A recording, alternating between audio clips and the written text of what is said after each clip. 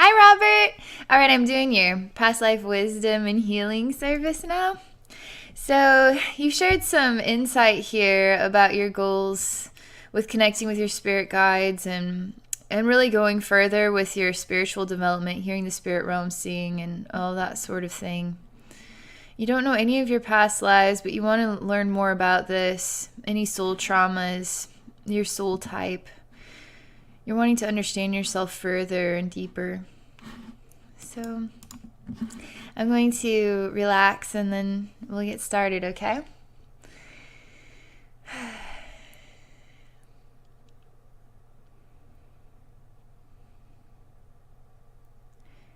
There's something interesting going on here. It's sort of like a putt type of thing, and then there's a smoke blast, and then it's dark as well. I feel it kind of bothering my face too. Like it just smoke blasted me in my face and I'm just coughing now. Just wondering why that had to happen. I'm rubbing a dirty nose too. I've got dirt on my face as well. Just feel like I'm covered in soot. I see hands that are older and hands that are younger at the same time and covered in a dark sort of soot. I'm not able to see beyond this dark soot. I'm trying to look around, but I'm not able to see my surroundings. This is all I know. I know a lot about dark soot. I know a lot about dark soot in my face, on my hands, in my hair, on my clothes. I feel like I'm always covered in it. I brush it off my clothes, it falls. I'm covered in ash. It's just a real sensation of like chimney sweep style. Just covered in soot and ash constantly. Just constantly black all the time. Just covered in dirt. And not a lot of fresh air either.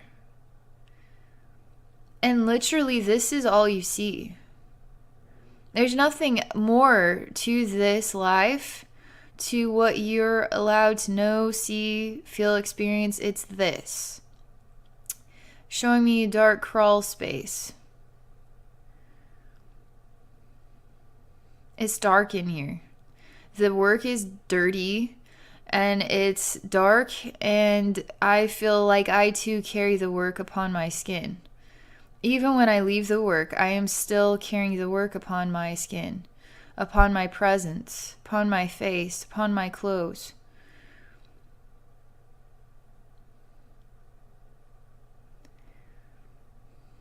I see a man who is scratching his head. He is putting a hat of some kind on. He is standing up for another hard day's work. This man has a unique style of, it's like an Amish beard. It's white and gray. He's older. It's a very simple life, but it's a life of hard work too. He rises with the sun. His body aches because it is hard work, but it's also fulfilling, and it provides as well. He doesn't worry about how we will put food on the table. He doesn't think about money at all.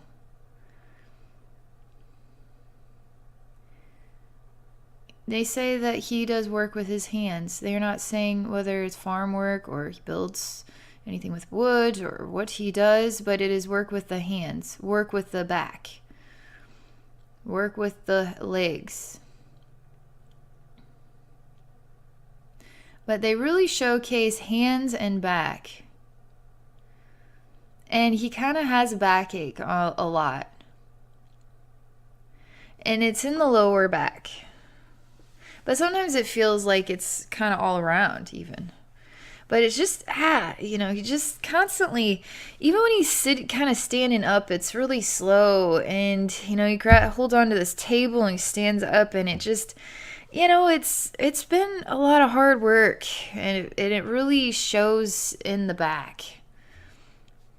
And he has a very unique style beard. It's just sort of like, it's like it just is right here and then it goes long like that. He doesn't have any mustache or anything. It just grows right here and then grows long straight down. And he could do this with it. Like that.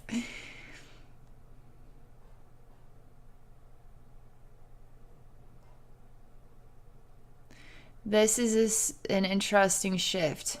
What are a lot of energy and the ability to move the body in really unique ways, even being able to run along the wall.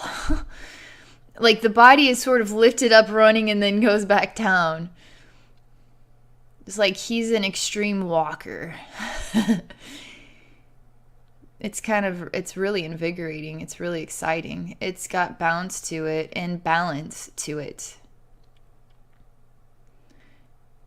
A body that it's almost like it knows how to defy gravity because it understands the perfect speed, the perfect angle in order to accomplish something that seems impossible. It has a dancing motion, a dancing style to it as well. It's got a lot of intensity, upbeat rhythm. The heart, the adrenaline is really going. There is a man wearing all black and it's very tight. And he has his arms outstretched like this and he's doing a twirl. He's very serious about this. He's very serious about this. His leg muscles are insane. Like he's so insanely strong. His balance is incredible. He literally is like a male dancer for like a ballerina style. There's just the ability to just move the body in ways and turn in the air and move it in ways that are really extraordinary, and he has such beautiful movements. This is really unique. They call him a male dancer. It's unique because it's more of a female profession, but this is taken extremely seriously, and it's necessary to have the male presence within this work too.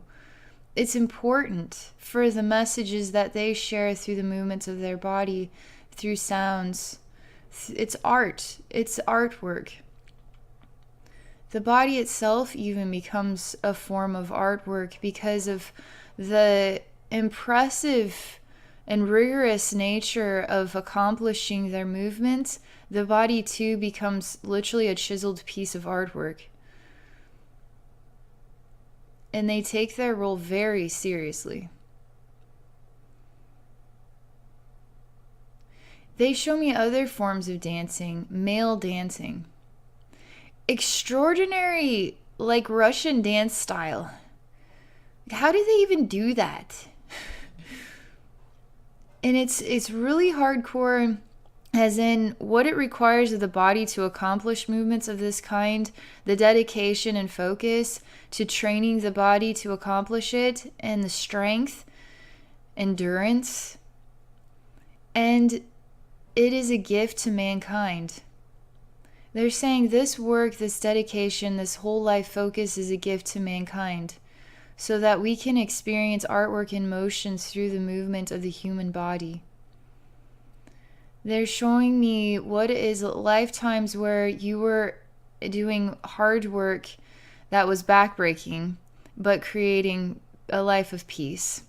Hard work that is dirty, not fun, filthy, and experiencing kind of the degradation of hard work. And then hard work that is fulfilling. So fulfilling in a way that you are impressing people, inspiring people, creating joy within their hearts. They're wanting me to showcase this from the beginning. We have a chimney sweep. We have chimney sweep hard life and from beginning to end. We have Amish worker, Amish man. Hard work, but it is a peaceful work. It is a peaceful life, although it is hard work too. And then this male dancer is hard work as well, but absolutely joyful and serious and providing a gift to humanity. That's what they want me to showcase these three personas of experience. Your soul knows hard, dirty work. Your soul knows hard work that also creates peace. And your soul knows hard work that creates joy. So let's see what else they say.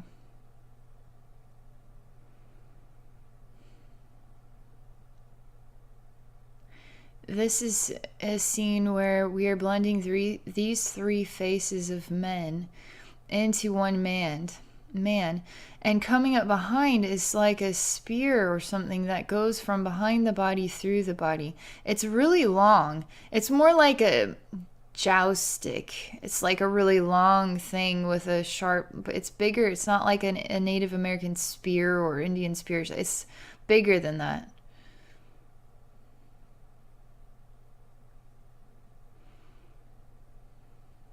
They aren't going further with this, but that was quite an energetic reflection associated with that experience.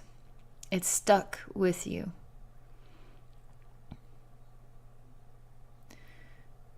They're showing me other scenes. This is a crown that is circular. It's turning very slowly. And then it is also turning very slowly on top of the head, not on top like this, touching the head, but just levitating slightly above the head and then turning very slowly. It's like a king's crown kind of thing, but I don't see anything but the crown and then just levitating just above a head. There is really great posture looking straight ahead. There are thoughts.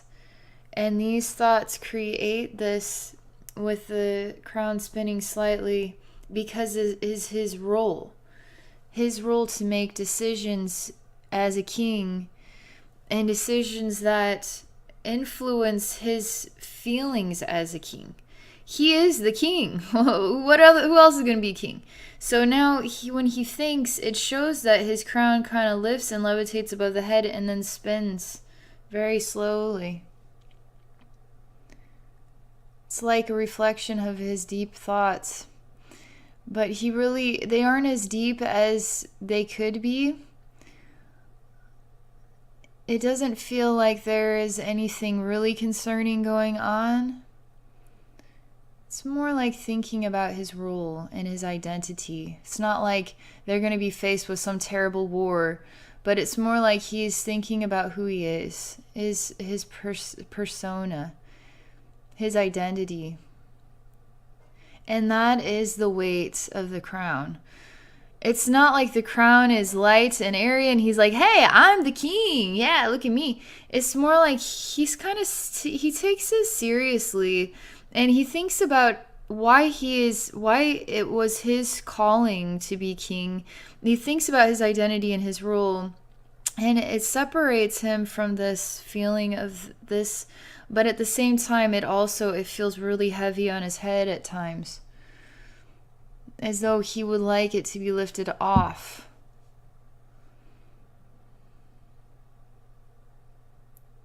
I'm entering into the scene. I'm looking at him. He has brown hair. It's longer and it comes kind of around the sides like this and then is pulled back. And then he too has a brown sort of beard. He's middle-aged. He's not old. He's not young.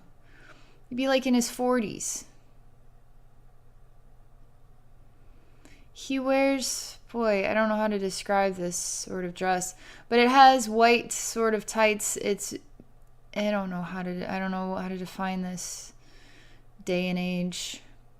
It's got white tights though to it, and then the pants start at the knees and go upward, and they're kind of poofed out a little bit.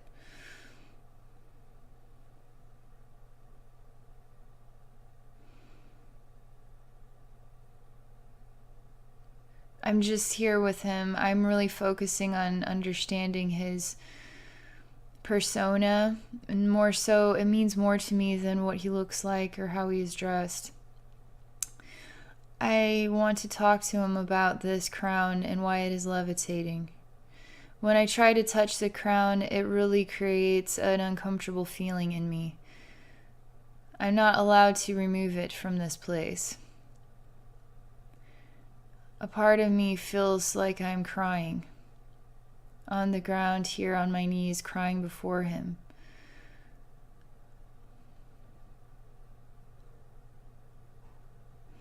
He wants me to look at him, but I will not. I just keep looking down like this and crying and rocking like this. I will not look into his face.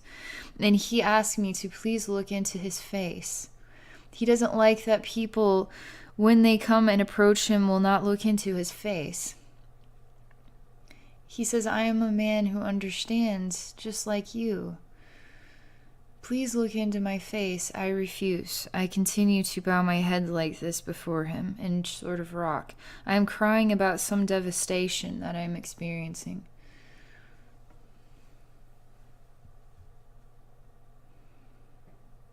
He has a severe heaviness in his energetic experience. It's a massive weight. It weighs way heavy upon him. It doesn't feel like he should feel this version of heaviness, but he does. It's overwhelming. It's like the weight of an elephant on your shoulders. It's extremely overwhelming because it comes with so much responsibility and the challenge of people choosing to see you as a king and not as a fellow man. They see you differently, and so they act differently towards you and speak to you differently. And that too disturbs you some as well. Again, I don't get the influence that there's a great tragedy, but it hasn't manifested or shown itself yet. They're just showing me that this is you as a king, this is your experience of it. This bothers you that people will not look into your face or see you as an equal or one of them. And it also feels like a very heavy role that you take very seriously because you care about people.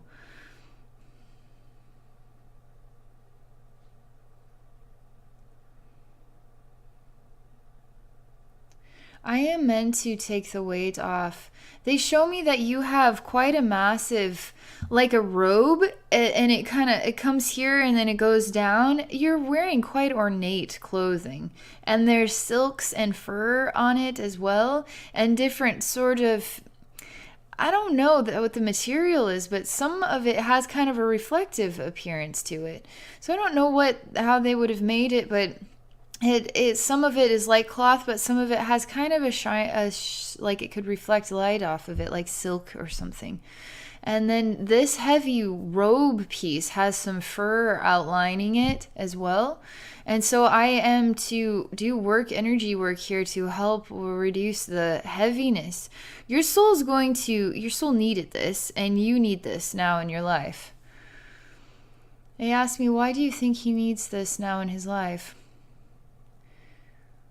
Nobody needs that weight. Nobody. And if your soul still feels like it is carrying that weight, it is going to make a massive difference in the way that you feel in your experience of now. Because your experience of now is also including the weight of this king's role. It is also being felt by you whether you know it or not. So when that weight is lifted, it's going to make you feel a lot lighter, a lot airier, and that is going to create higher clarity, higher wisdom, and all of that sort of thing.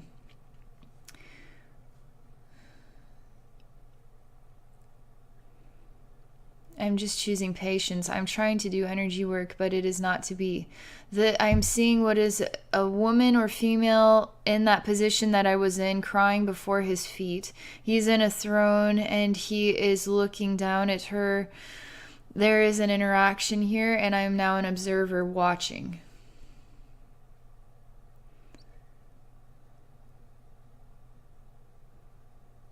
He is standing up.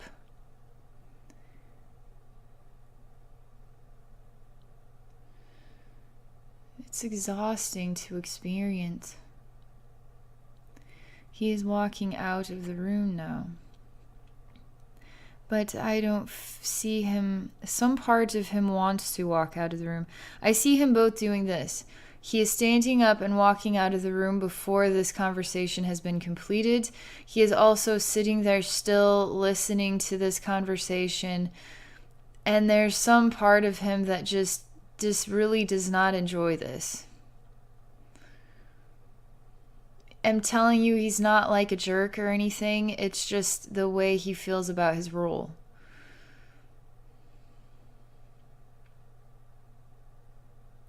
They ask me, how will he help her? They say he does not know how to help her.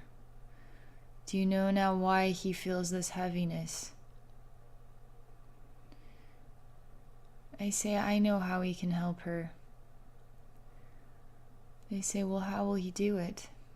I say, he will stand up.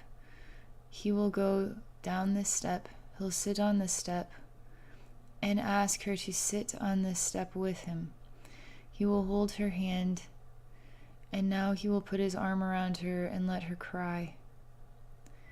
This was the issue with the rules back then. It was inappropriate for people to have bonded connections like this. It was appropriate that king be separated from peasant. Even if the king's heart was to give her a hug, it would not be appropriate. And so in this version of the truth, he is allowed to be a nurturing part of this so he can help people heal. He actually is quite a loving man. And that is his burden, is knowing how to cross the line to really be a part of people's lives that he is ruling over. It's just not appropriate. And this creates burden. This is a little girl. What looked like a young woman now has reduced to like a 4-year-old cute little blonde peasant girl. And she is hugging him like he is her dad. And she is crying, and she feels nurtured and comforted. This little girl feels extraordinary grief. She feels extraordinary loss. He even feels bewildered by this. What will he do to help her? I say you're going to hold her hand, and I want you to walk out. Let's see what is outside of these doors. Your role as a king is not just to live in the castle. Let's see what can happen when we interact with the people. It's dirty. There's even feelings like the clothing that is so extremely ornate and fancy and expensive is getting filthy. There's like a muddiness. The shoes are just getting muddy. He's starting to look filthy like everybody else. It seems like people just like, where's all the grass? Where's the cleanliness? It just feels really dirty all over the place.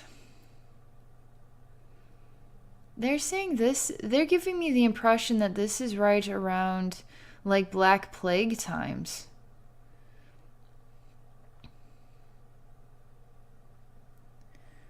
There is a discomfort even.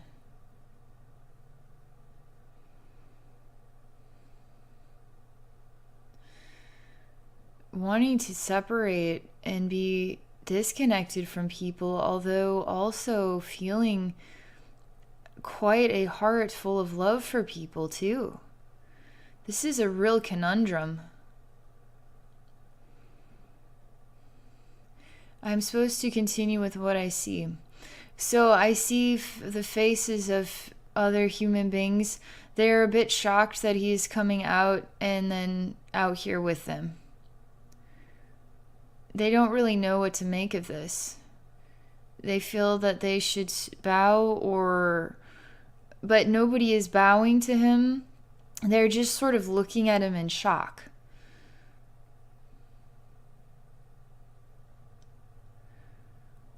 he himself is not sure what to do. This just feels like it's really it's out of place. It's confusing. It's like it's, the whole thing just seems surreal. Like this can't be right. He feels off foot. They feel off foot. Everything feels off foot about this moment. There's a real dirtiness he feels as well. It's important that this be brought to the surface. It's important because he needs to get used to this feeling, and it's not going to be as dirty as it feels right now. This is helping to release the burden of being in the castle all the time or whatever. It's altering the reflection of the role, which created the burden in the first place.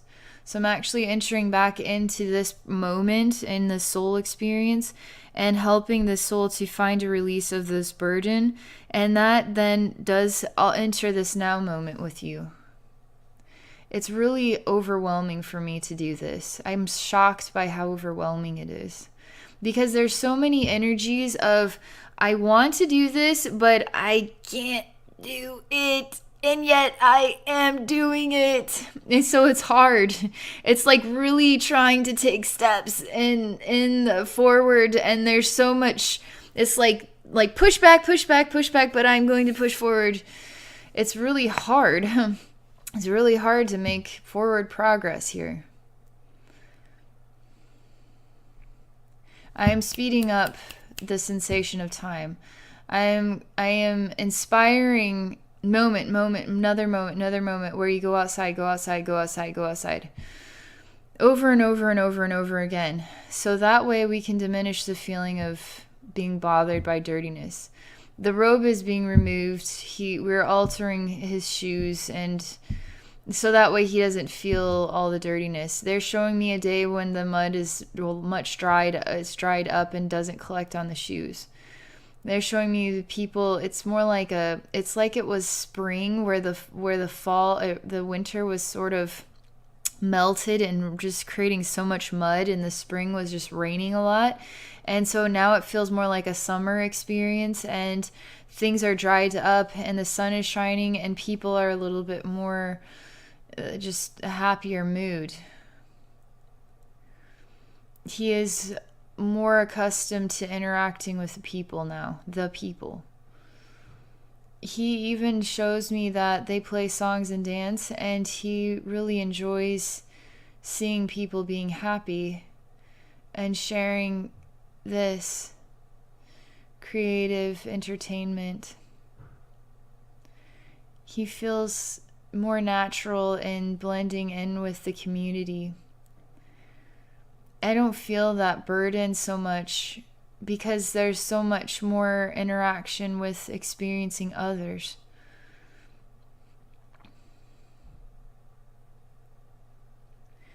They're asking me to open this giant wooden gateway around the community, open it up and allow the freedom of newcomers, and they can come and go as they please.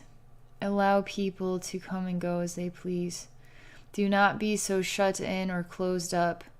Allow yourself to experience the sunlight and the freedom and the trust. It's about trust and acceptance and knowing that things are going to be okay. This doorway is down, and the sun seems to be finding its way into the community with so much more emphasis. It's not as if it's entirely shaded here up to the wall. The sun is hitting just fine, but something about opening the door is opening up more. It's almost symbolic of opening up your heart. You have a closed heart. How do you really interact with people? How do you really make an impression in their lives or help them in their lives? You have to do things differently. You have to really get down to their level and experience their experiences. Then you come out of your castle, right? And now you are exposing yourself to others. This too is opening up your heart even further. You're starting to have these interactions and now becoming comfortable with it and actually feeling joy in the community. And now you are opening this gateway and letting even more traffic in and out. And that too is opening up your heart even more to the light and illumination of love. This is a really big deal. This isn't just about a lifetime as a king, because it's huge storyline about what your soul needs are as well.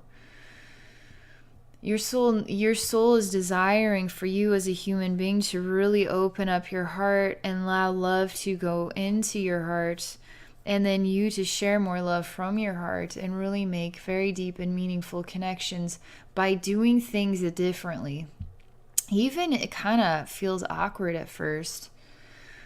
But this is what removes the cloak and the heaviness and helps you to find freedom and ability to rejoice.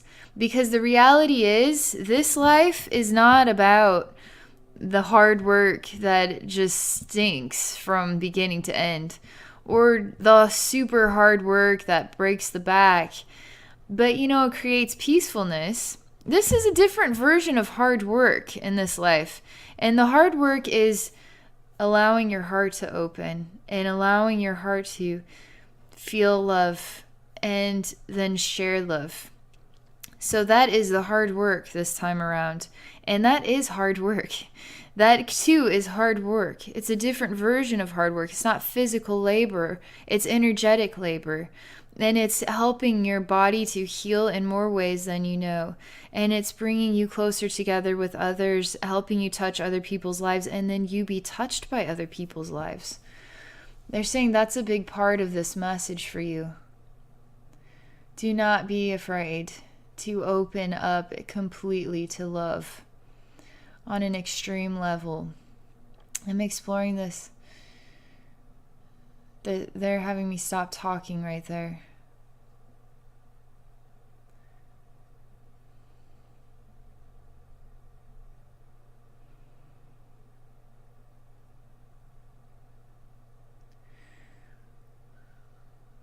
I'm talking to them about this black plague feeling. They aren't saying anything more about it, other than it is a reflection of the greatest fear. The greatest fear that people had at that time. And that was an extremely enormous fear that people endured. And they did not want to open up to other people. They did not want to open their gates. They didn't want, kings would not want to come out of their castles. People did not want to interact with each other on an extreme level, to the point that we were not there to help each other. People were still helping, but it was really an extreme where people just started to really not want to be around each other. And that was quite an ingrained fear.